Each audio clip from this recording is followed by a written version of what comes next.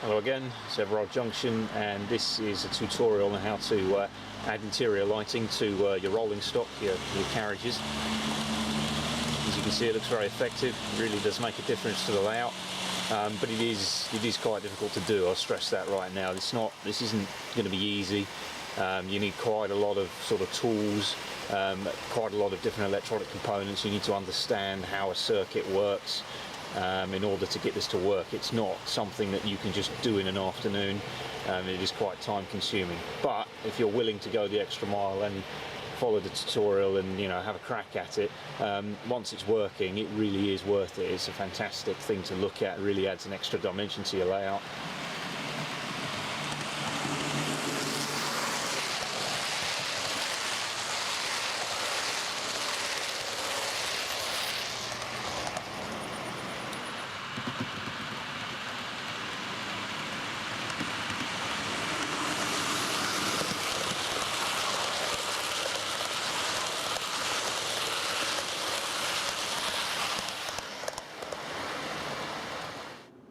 Okay, so if you want to do the interior coach lighting, you will need quite a lot of stuff in terms of tools and components to do it. This is not, a beginner's job. This isn't particularly easy. I would recommend that you do some more simple sort of lighting on your layout before you go ahead and do something like this. It's quite intrusive in terms of the carriage. You will have to hack bits off inside. You will have to drill holes. You will have to run wires and various bits and pieces. So what you'll need is a soldering iron, a drill, various lengths of wire. You'll need these little springs. These are coach pickup springs. They're the only part of this project that is like purpose built, if you like, for coach lighting. These little springs are made by a company called DCC Concepts, and I bought these through a shop called Digitrains, I think it was. And the part number is DCF-PS 2.0, and these are pickup springs for 2mm axles for 00 or HO scale models. And as you can see, you get quite a few in a pack. You'll need 2 per coach, so a pack can go quite far. You will need obviously the core components of the little circuit. You'll need 2 resistors. One of these resistors provides protection for the capacitor, so the track voltage doesn't blow it up. What happens is the electricity will flow through the resistor into the capacitor and charge it up. From there, it'll go into another resistor, and this resistor is purely there to set the brightness for your LED. So if you want the LEDs to be really bright, then obviously you use a really low value resistor. If you wanted the LEDs to be more subtle, a little bit more dim, then you use a larger resistor. Of course, you've got the capacitor. As I said, this acts as like a little battery. You've got the LEDs themselves. These are white LEDs with a hint of yellow, so they look like a sort of traditional old cathode lamp, which always had a bit of a yellow tinge to them. Coaches in the 80s, they weren't lit up with LEDs, so they wouldn't have been perfectly white, hence why there's the yellow sort of look to them. And you'll also need this if you are building the circuit for DCC operation. This is called a bridge rectifier. What it does is it takes the voltage from your track, your DCC voltage from the track, which is AC. It's about 14 volts AC. It'll take that and it'll convert it into about 12 volts DC, which will then operate the coach lighting circuit and light everything up. If you're just doing DC, you don't need to worry about this. You can just use the feed straight from your track, because obviously DC is DC. You will also need some strip board, and this is the basic sort of bread and butter for putting together electronic circuits. It's a funny material. It's very brittle, and it's full of little holes, as you can see, so you can pop all the legs for your components in. It's a good idea to also get an electronics prototyping board, or breadboard as they're called. They're not particularly expensive, and you can sometimes get them as part of a kit with loads of other electronic components, which makes it really useful. Use this to perfect your circuit and make sure that you are confident with how you are wiring the circuit together. You can use it to basically make sure everything works without soldering anything together, because you just slot the components in the hole. So here's the circuit itself. On the left you've got the feed from your track, so this is the the DCC voltage that's sitting in the tracks, most likely 16 volts AC. I think it's 16 volts, can't quite remember now. That then flows across into the bridge rectifier, and that will convert that voltage into DC. There'll always be a bit of loss in that process, so you end up with about 12 volts DC, which is ideal for small little component electronic circuits. But the current that is in that 12 volts, so the amps if you like, that'll still be too great. So if you just plug an LED straight into that, it would probably explode. So what you need to do is you need to go with a resistor to the positive, and that resistor in this case is a 220 ohm resistor. It doesn't have to be particularly high, just enough to stop you blowing up the capacitor. The voltage then comes along and it's split into two directions here. One way goes to your capacitor and charges it up, and the other way goes through the resistor into your LEDs. Now this resistor, you can set it to whatever you like, you can experiment. I tend to find that a 1 kilo ohm resistor with about 8 LEDs provides a nice consistent brightness. You don't want to have the LED too high a value, because otherwise the lights will be quite dim and difficult to see and it won't look so good. I prefer to have it a bit brighter.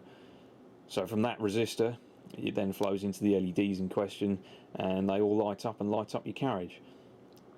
And then you can see, obviously, if I was to remove the power source, so say the train came off the track, or it went over a bumpy section, the capacitor would then start to discharge because it's full of electricity. It would then start to discharge slowly through the resistor in front of the LEDs, and it will power those LEDs for a short period of time. Depending on what value that resistor is will depend on how quickly your LEDs discharge. So the first thing that I would do is dismantle the coach and make sure that your strip board is the correct sort of lengths that you want, and that you can find a place inside the coach to fit your circuit. I'm not going to show you how to take the coach apart, because that would make this video about 4 days long. Taking coaches apart is fairly simple. They're usually held together with a series of clips and screws. So here we go. Here's the interior of this coach. This is a Bachmann Mark 1 brake coach, and it is the corridor variety. So what you need to do is take your strip board. This is strip board for the LEDs. So you can see you've got two tracks, one for the positive and one for the negative of the LED. And I'll pop it on the top here, and we'll have an idea on how well it's going to fit. So you can see it overhangs a little bit, but it's not too bad. It's roughly the right size. So what I'll do is I'll trim that down a little bit, and then come back and see how well it fits. And then, to get it to fit properly, what you have to do, this is why it's quite fiddly, you're going to have to cut a groove in each of these corridors here that's about the thickness of this strip board, so it pops down and stays in position. You don't want it falling out or rattling around when the carriage is going around the layout.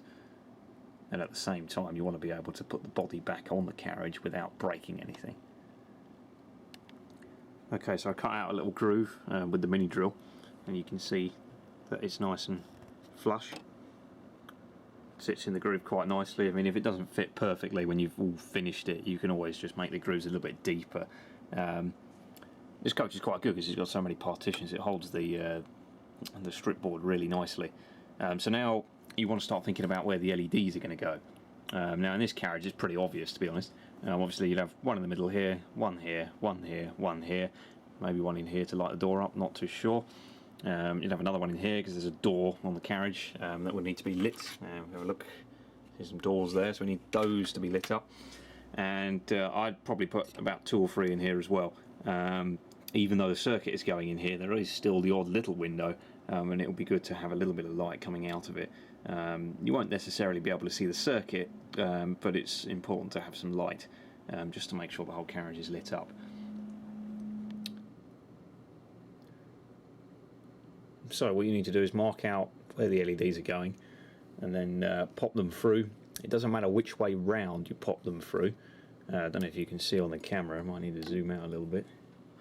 You can see obviously it has a long and a short leg. I've got the short leg on the right. It makes no difference whatsoever which way round you put them, but once you've chosen which way round the first one's going, make sure that you keep the others the same way round as well, otherwise you'll end up with a short and it won't work. So pop the LED through the PCB, being careful to make sure that the copper part of the PCB is on the upper side, so the side that you can see, because otherwise it's not going to work at all. So just pop a little bit of flux on. This makes a world of difference. Be prepared to get your fingers burnt a little bit though. This is a job that will involve some element of personal injury. So get some solder on the soldering iron and then just touch it, and you can see the solder flows beautifully thanks to the flux. In fact, I can take my finger off now. That's now secure and in position. Now obviously make sure solder up the other leg, and it's as easy as that.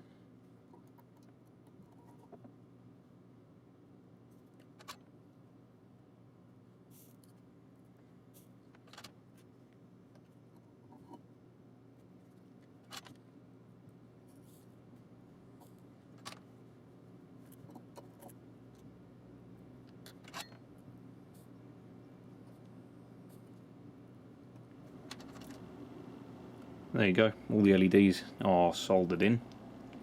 Doesn't take too long, it's actually one of the easiest parts of the job.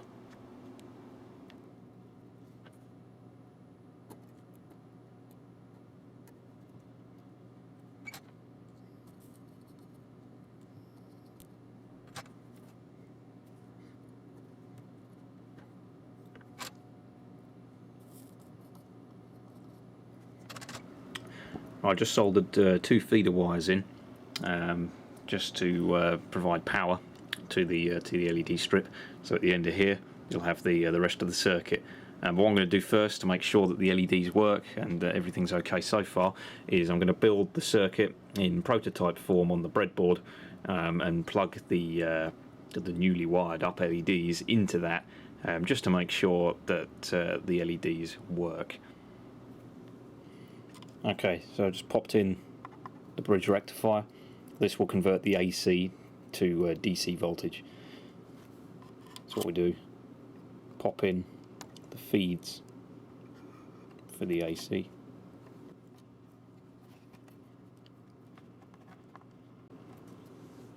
So that's the AC plugged in. So now this will convert the AC into DC, and we'll end up with the plus over here and the minus over here.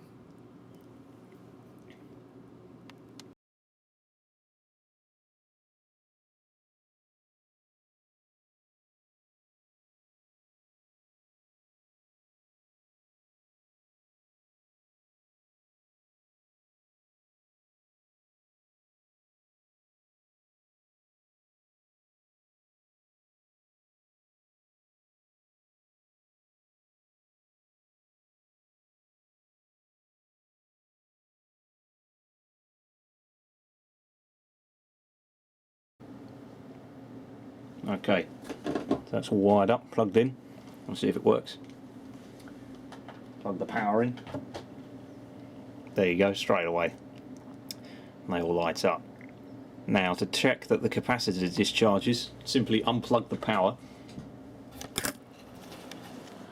Unplug the power from the transformer.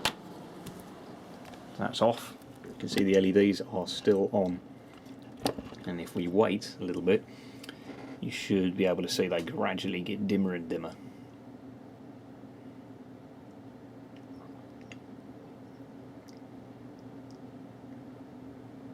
You can see they're starting to go down now, about half brightness. Now they're really starting to tail off. Capacitor's almost out of juice, and now they're pretty much off. So that's a good couple of seconds. I mean, you wouldn't expect any track to be dirty for that long or that distance. If it is, your engine is likely to stop as well. So that's a perfect amount of flicker free, and we can now move on to soldering up the rest of the circuit.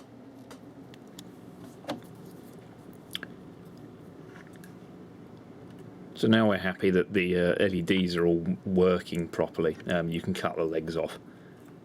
Obviously don't do this until you're happy that the LEDs are working, because if you have to take them out, move them about or whatever, then it becomes very difficult to work out which leg is positive, which leg is negative.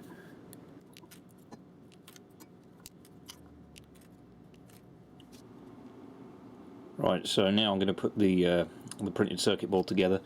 Now, it's a little bit difficult to explain really how obviously the circuit translates from what you see in the diagram and what you saw on the prototype board obviously to this, and it's something that you'll only really be able to understand if you do it yourself, but anyway, just in case it helps, here is the layout of the circuit.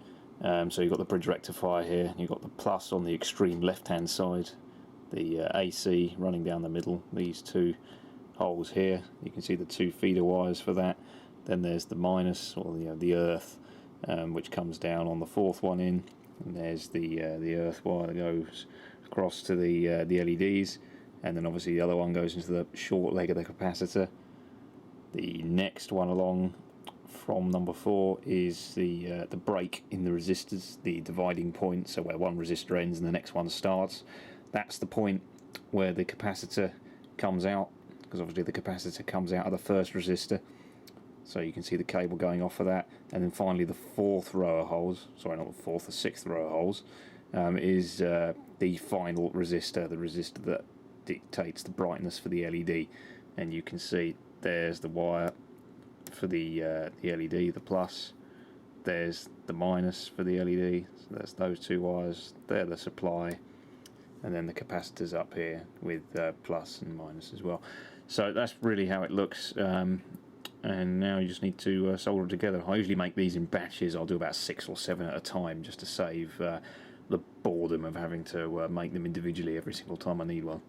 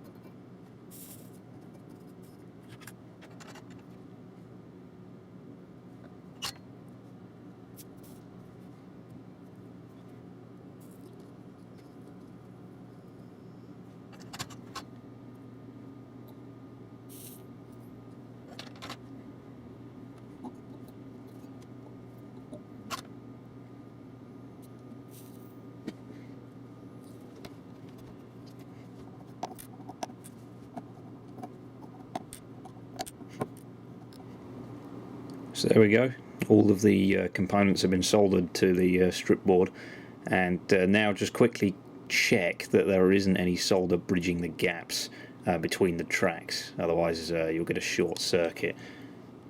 It doesn't look like there's anything, but if you want to be sure, you can always run like a scalpel blade or something just through the track to scrape up any flux that's been left over. And that'll give you a feel as to whether anything is touching. It doesn't look like it is. Yeah, there's a bit sticky. There's a bit sticking up just here, but it's not actually contacting the other side. So I think we're good to give it a test. Okay, it's all wired up now. So what I've done is just plugged in the circuit as a whole, just to check it works. So these two wires, this one and this one, they'll ultimately be connected to the wheels of the carriage, but for now they're just attached to the supply coming out of the transformer, just to check that everything works. So if I plug the power in, we should have some lights. There you go, straight away. So that's working. All the LEDs are on as well, that's good. So now if I unplug the power, it should discharge through the little circuit. Yep, power's disconnected and the lights are still on, but gradually now they're starting to fade, which is fine. So now we can start getting the wheels ready on the coach, ready to install it. Okay, so now we're at the next stage, and there's a couple of things I just want to run through quickly. The axles here, you can see they're black. Now, I'm not sure if they're painted or if it's anodized, but either way, those axles in their black state do not conduct electricity because of the paint that's on the top. So you will need a small file just to file off this black stuff, and it will go back to being silver. From that point, obviously it's a metal axle, so that'll conduct the electricity. You need just these two wheels on the coach to act as pickups. You don't have to worry about the other bogie unless your track's rubbish and you really do need it for extra oomph when going over over dirty track. You need one wheel to be live on the axle, so don't make them both live because it's AC, so it'll just short out. So what you need to do is you need one wheel to be connected to the rail, and have a connection to the axle. At the moment, each wheel is insulated from the axle with a plastic bush. So you want, for example, this wheel to transfer power to the axle, and you want this wheel to transfer power to the axle, so you get both sides of the rail, and that then completes the circuit.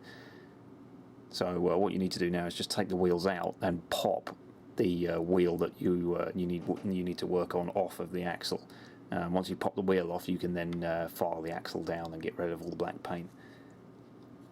Popping the wheel off is really easy. Just get the wheel perpendicular to the table and then just push down and it will pop straight off.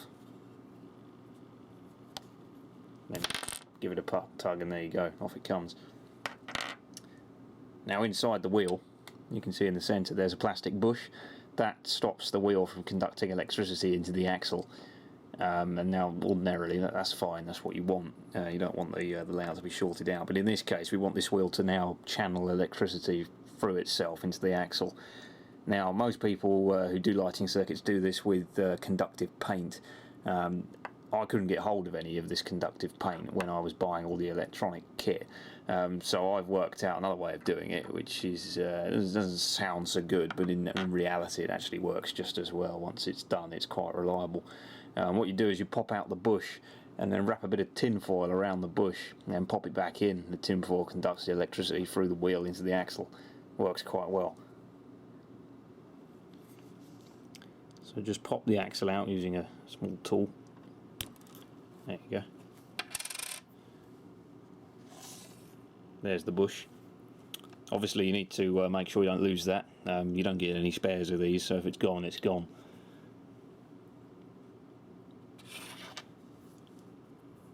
So I've just run a piece of tin foil through the centre of the bush and over the top and back on itself, so you can see it just folds around. Now, if you pop that into the wheel,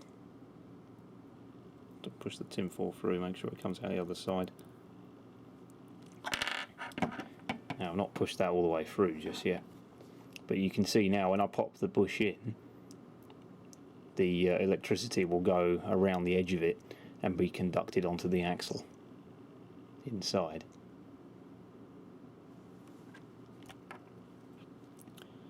I've filed all the paint off of the axle. You can see it's now shiny.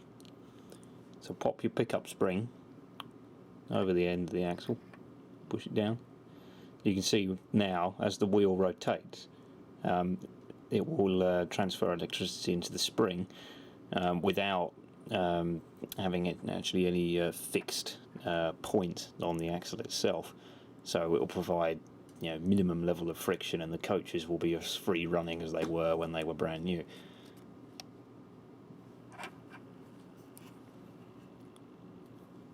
The next thing to do is to very carefully pop the wheel back onto the axle. Obviously you need to push it all the way back to where its original position without damaging the tin foil that you've got inside. So it can be a little bit tricky, but once you've done that, you'll then have this wheel passing current into the axle, which then gets picked up by this spring and it flows into the circuit. Okay, so pop the wheel back on. Now I just need to make sure that the tin foil is okay and that the wheel is actually conducting electricity to the axle. So I've got one probe of the multimeter on the spring, so if I just go to touch the other wheel, we should get a reading of 0, which means no resistance. There you go. We got 0.01 or 0.0. So that means it's really easy for electricity to flow through. That is, there's no resistance there at all. It's going to have no trouble. So that means that this wheel is working. So all we need to do is just repeat the process just on the other wheel.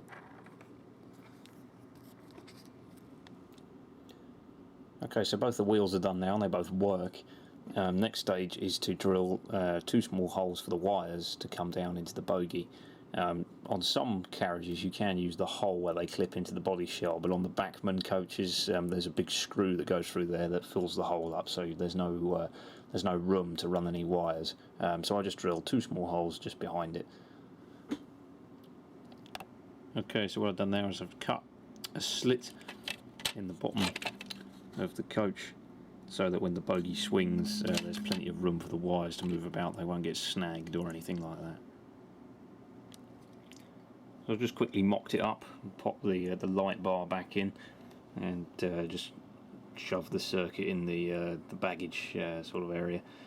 So now I just need to solder the 2 wires that come out the bottom of that to the corresponding legs on the springs for the wheels. Obviously making sure that the wheels are the correct way round, so that wheel is conducting electricity, and then on the other side of the track you've got this wheel, because otherwise if you put them on the same side it won't work. So there's a circuit, wires come down, go through the bottom of the carriage, pop out the bogie at the bottom and attach to the springs, and the bogie is free to rotate as much as it wants, or at least it will be when I've screwed it back on. So now it's just a case of very carefully reassembling the coach, being careful not to snag any wires or break anything that you've already soldered up, and then you can give it a test.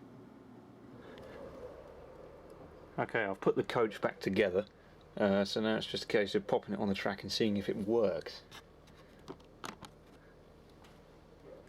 And as you can see, it does. So I'll just turn the light off. There you go. It's all lit up.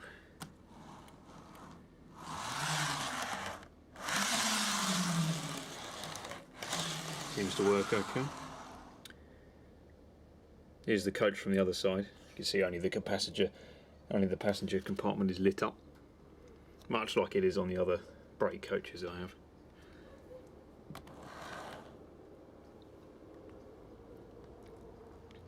This particular coach I think could benefit from some black paint on the inside, because the lower part of the coach is painted white. The light is finding it quite easy to travel through the plastic, and there's a little bit of light bleed just down the bottom there, but other than that it's alright. So I think I'll pop the body off and I'll paint the back side of it black. But apart from that, it looks very good. Works nicely like all the others. So there you go, that's how to add lighting to your coaches. I hope you found it useful.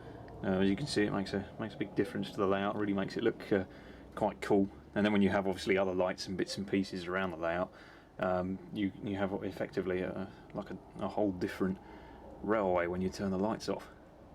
It's quite good.